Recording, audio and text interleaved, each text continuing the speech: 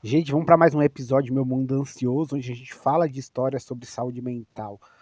O ator The Rock abre o jogo sobre a luta contra a depressão. Ele vem dando várias entrevistas onde ele vem falando abertamente sobre momentos da vida onde ele teve depressão e como situações que aconteceram na vida dele marcaram ele de uma forma que na época ele não entendeu bem como experiências traumáticas podem afetar a gente por um longo período, né? Sincero, The Rock rompe o silêncio e fala sobre sua luta intensa contra a depressão. Eu não sabia o que era. O ator, em participação no podcast, decidiu abordar o assunto com sinceridade. A gente vai contar essa história agora para você. Conhecido mundialmente como The Rock, decidiu abrir o coração. Ele falou abertamente sobre a luta contra a depressão, revelando que passou a lidar com o transtorno ainda na adolescência. Saí da escola, mas o interessante é que eu não sabia o que era saúde mental na época, eu não sabia o que era depressão. Muita gente, né, a galera, principalmente a galera dos anos 90, 2000, passaram por grandes processos dolorosos e não se tinha um nome para isso, né? O ator The Rock, um dos astros mais bem pagos de Hollywood, contou nessa segunda-feira que lutou contra a depressão depois de ver sua mãe tentar o suicídio e incentivou homens que sofrem da doença a se abrirem a respeito dos seus dilemas e buscarem ajuda. A depressão nunca discrimina, disse o artista de 45 anos aos seus 12 milhões de seguidores no Twitter.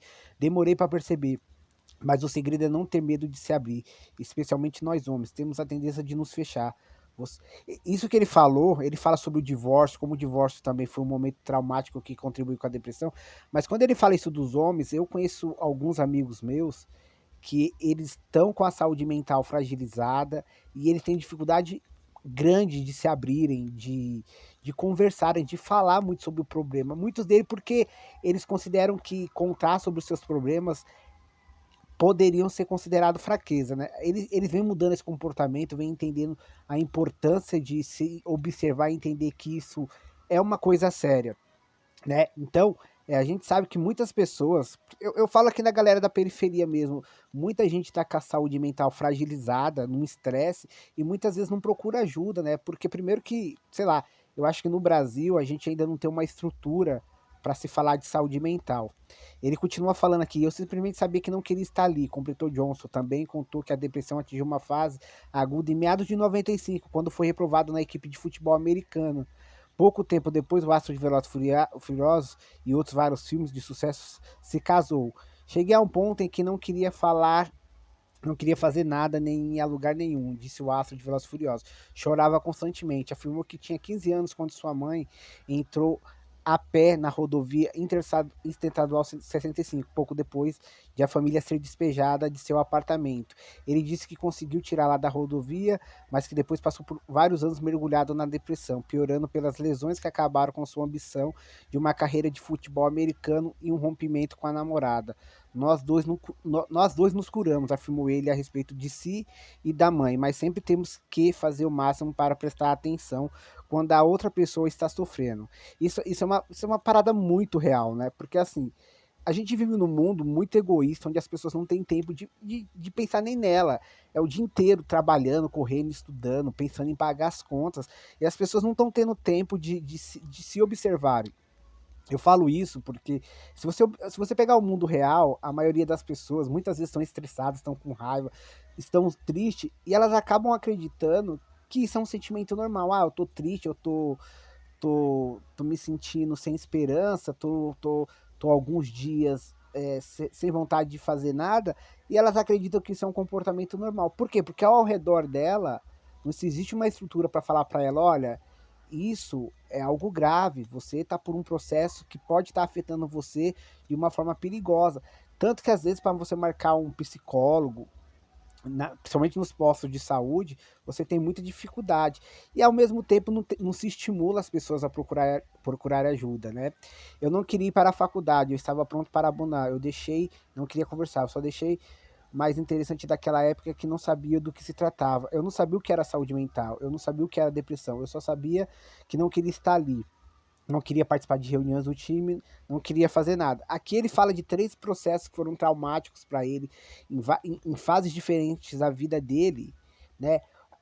Quando ele e a mãe dele foi despejado, né? Eles passaram por um momento de muita miséria, muita dificuldade financeira, e a mãe dele, eu acredito que seja difícil para uma mãe ver o filho, né, criança ou ainda adolescente, tendo que viver na rua passando fome, uma pressão muito grande. Ele fala que nesse momento a mãe tentou o suicídio, né, e graças a Deus ele conseguiu ajudar ela.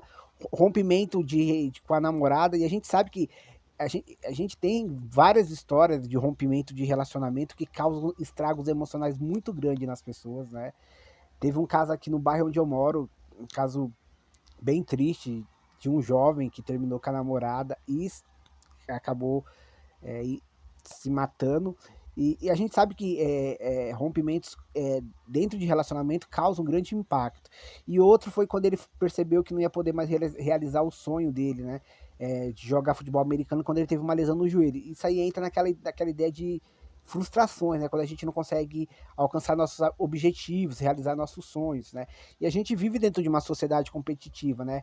Que coloca na nossa cabeça que se a gente não realiza, se a gente não alcança objetivos, a gente não é uma pessoa competente, não é uma pessoa boa, capaz. E coloca na nossa ideia que a gente vive numa disputa. Se a gente não atingir o topo, a gente não é bem sucedido, né? Nós, homens, não falamos sobre isso, apenas mantemos na nossa cabeça baixa e atravessamos. Não é saudável, mas é o que sabíamos. Se você está passando por algo mental que se tornou um inferno mental, a coisa mais importante é falar com alguém. Isso não pode ser consertado se você manter a dor por perto. Ter coragem de conversar com alguém é seu superpoder. Eu perdi 2 amigos. Fale com alguém, apesar de como você está. Então ele incentiva os homens, principalmente aos homens, que são criados dentro de um orgulho, onde eles não podem demonstrar fraqueza, que eles não podem chorar, que eles não podem mostrar fragilidade. A gente foi construído dentro de uma sociedade, né? Nós homens não falamos sobre isso, apenas mantemos nossa cabeça baixa.